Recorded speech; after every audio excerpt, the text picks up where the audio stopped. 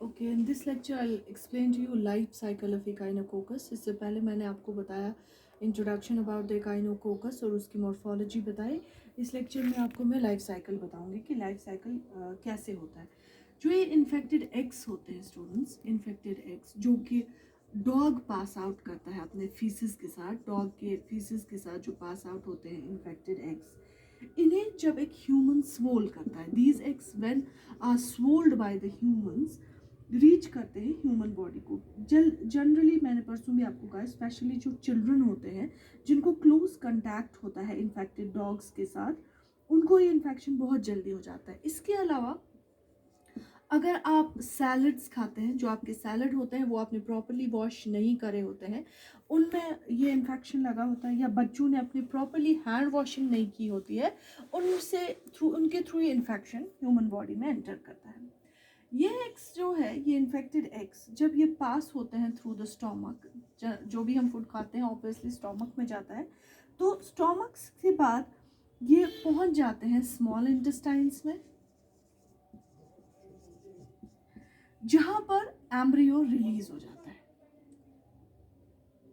Embryo जो है वो एग से रिलीज हो जाता है। ठीक है, पहले कहाँ से इन्फेक्शन शुरू हुआ?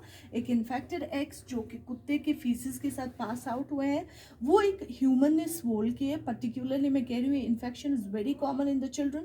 Y? Because they use to play with the dogs. ये कुत्तों के साथ खेलते हैं, कुत्तों के साथ टाइम स्पेंड करते हैं, तो उस जरिए उनके जो इन्फेक्टेड हैंड्स होते हैं, सैलड वगैरह जो यूजुअली हम खाते हैं उन पर डॉग फीसिस होते हैं, या जो डॉग को rearing of dog, breeding of dog, या जिनका पेट होता है डॉग, उनकी वो फीसिस वगैरह साफ करते हैं, तो उनके थ्रू ये ऑर्गेनिज्म जो है ह्यूमन बॉडी में एंटर करता है। स्टोमक में पास करने के बाद स्मॉल इंटेस्टाइन्स में जाता है, और स्मॉल इंटेस्टाइन्स में इनका एग रिलीज हो जाता है।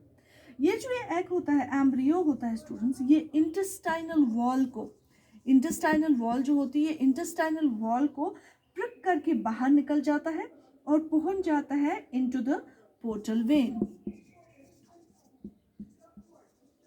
and then it's carried to the liver। फिर ये लिवर की तरफ चला जाता है, और लिवर के अंदर वहां पर ये एक सिस्ट बनाता है जिसे हम बोलते हैं हाइड्रेटेड सिस्ट।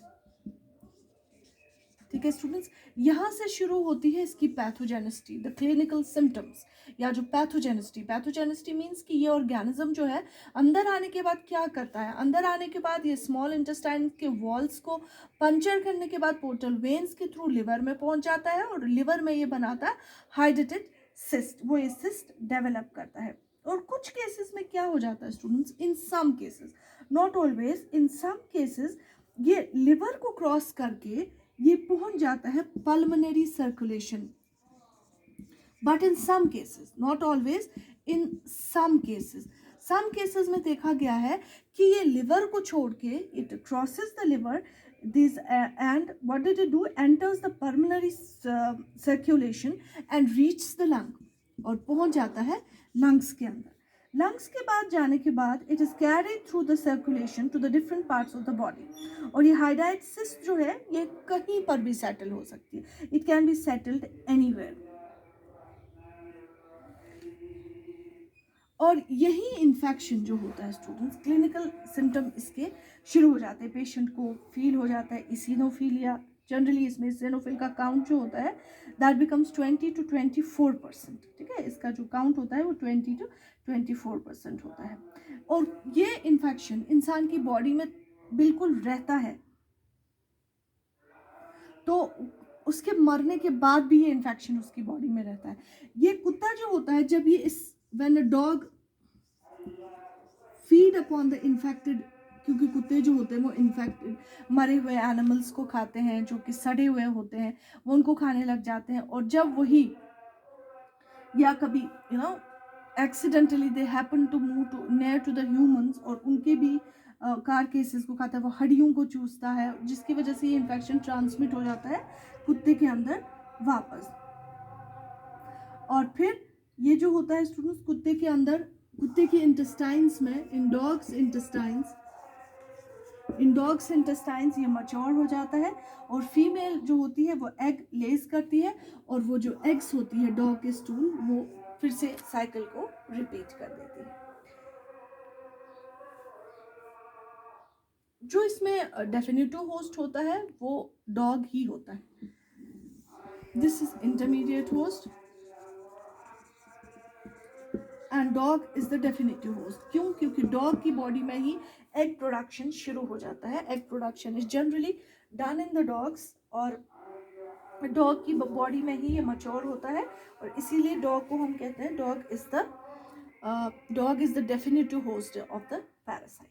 लैब डायग्नोसिस के लिए स्टूडेंट्स, अगर आपको लैब डायग्नोस करना होता है, लैब डायग्नोसिस के लिए आपको जो सैंपल ज़रूरत होता है इस चीज़ के लिए, आप इसमें ब्लड सैंपल ले सकते हैं, आप इसमें सीरम भी ले सकते हैं.